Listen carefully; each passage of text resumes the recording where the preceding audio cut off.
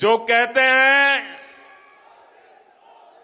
जितनी आबादी उतना हक, मैं कांग्रेस को सवाल पूछता हूं, साउथ के अंदर खास करके तमिलनाडु में मंदिरों पर सरकार का हक है।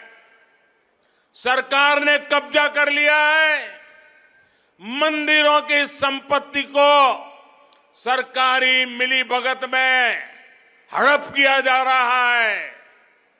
मंदिरों को तो लूटा जा रहा है, मंदिरों को तो कब्जा किया गया है, लेकिन माइनॉरिटी के पूजा स्थल को हाथ नहीं लगाते हैं, सरकार के नियंत्रण में नहीं लेते हैं।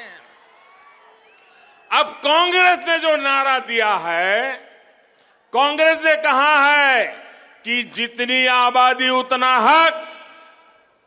अगर यही आपका मंत्र है, यही आपका सिद्धांत है, तो क्या माइनॉरिटी के जितने पूजा स्थल है उनको ये दक्षिण के आपके सारे साथी जब्त करेंगे क्या?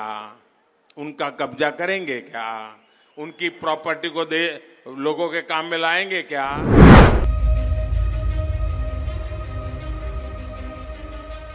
प्रधानमंत्री नरेंद्र मोदी इन दिनों चुनाव प्रचार में जुटे हुए हैं। हर दिन कहीं न कहीं सभाएं कर रहे हैं। खासकर राजस्थान, मध्य प्रदेश और छत्तीसगढ़ पर उनकी पार्टी बीजेपी की निगाहें हैं और सबसे ज्यादा दौरे भी वहीं के हो रहे हैं। लेकिन इन राज्यों में दक्षिण के राज्यों के मंदिरों का नाम लेकर मोदी क्या करना चाह रहे हैं? जो लोग प्रधानमंत्री को जानते हैं वो ये भी जानते हैं कि वो बिना सोचे समझे कुछ नहीं बोलते, और इसीलिए कई बार जब सब लोग उनसे जवाब मांग रहे होते हैं या उनसे उम्मीद कर रहे होते हैं, तब भी वो कुछ नहीं बोलते। जब बोलते हैं तो समय और जगह वो खुद ही तय करते हैं।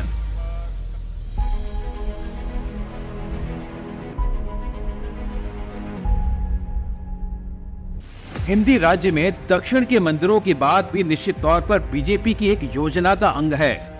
वास्तव में प्रधानमंत्री एक साथ तीन निशाने साध रहे हैं, और वो केवल इन विधानसभा चुनाव की नहीं बल्कि अगले साल होने वाले लोकसभा चुनावों की भी तैयारी कर रहे हैं।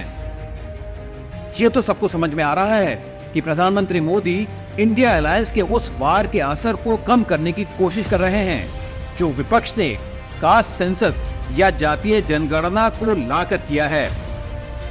मोदी जानते हैं कि इस देश में सालों से जाति के नाम पर ही चुनाव लड़े और जीते जाते रहे हैं, और भले ही पिछले 2 चुनावों में विपक्ष इसका पूरा फायदा उठा नहीं पाया, लेकिन इस बार सारा विपक्ष जाति फैक्टर पर वोट लाने की जो मुहिम चला रहा है उसे हल्के में नहीं लिया जा सकता है।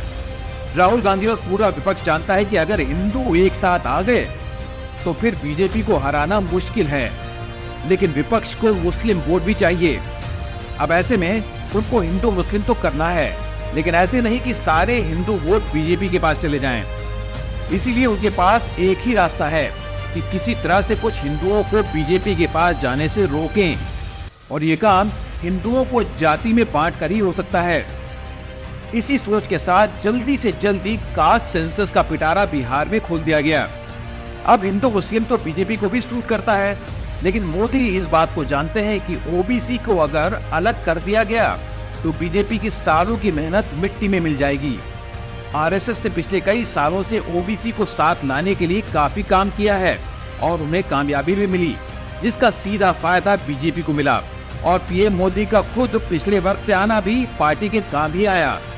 तो इसीलिए मोदी ओबीसी की किसी भी टूट को रोकने के लिए हिंदू कंसोलिडेशन पर काम कर रहे हैं, और हिंदू धर्म को जोड़ने के लिए मंदिर से बढ़कर क्या हो सकता है।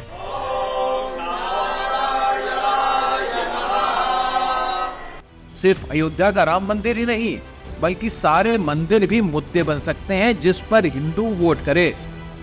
अब दूसरी बात ये कि मोदी ये जानते हैं कि इस बार उनको अपने 10 साल के शासन के बाद लोकसभा चुनाव लड़ना है, तो एंटी इनकम्बेंसी का भी ध्यान रखना है। ऐसे में हिंदी प्रदेशों के भरोसे रहना ठीक नहीं है।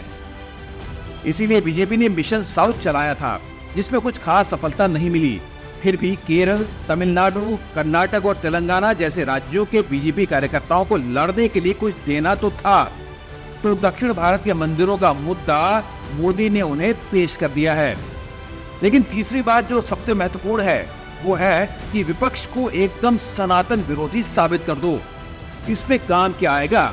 जाहिर सी बात है, मंदिर। क्योंकि औरंगजेब जैसे शासकों के तोड़े गए मंदिर तो दक्षिण में है नहीं, तो उनको कैसे बताया जाए कि भाई तुम्हारे मंदिर तुम्हारे नहीं रह गए हैं। तो इसीलिए बताया गया कि तुम्हारे मंदिरों पर उन पार्टियों की सरकारों ने कब्जा जमा रखा है जो सनातन विरोधी सरकारें हैं। तमिलनाडु के डीएमके नेता और मंत्री उदयनिधि का सनातन को लेकर दिया गया बयान, जिसमें उन्होंने सनातन को एड्स, डेंगू और मलेरिया बताया था, उस बयान को जिंदा करने के लिए भी ये जरूरी है कि साउथ के मंदिरों पर लगातार बात होती रहे। एक और बात जो सिर्फ बीजेपी अच्छे से समझती है वो है मंदिरों के पुजारियों का प्रभाव।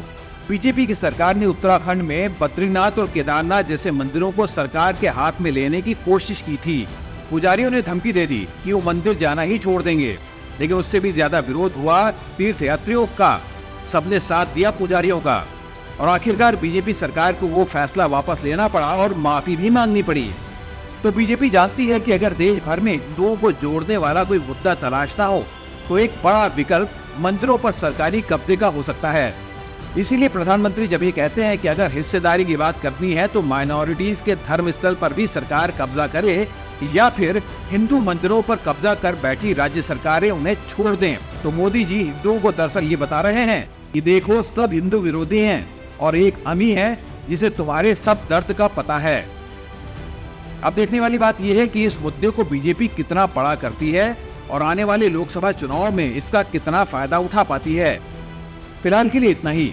अगली बार फिर मिलते हैं एक नए पॉलिटिकल एनालिसिस के साथ, जिससे आपको पता चलेगा कि मोदी फैक्टर किस तरह देश की राजनीति पर असर डाल रहा है और विपक्ष किस तरह से उस फैक्टर को काटने की कोशिश कर रहा है। आपको हमारा एनालिसिस कैसा लगा कमेंट बॉक्स में आप जरूर लिखें। इसके अलावा ये आप ही का चैनल है, इसे लाइक और सब्सक्राइब भी जरूर करें। इसके अलावा बेल आइकन दबाना ना भूलें ताकि वक्त रहते आपको हमारे नए वीडियोस के बारे में जानकारी मिलती रहे।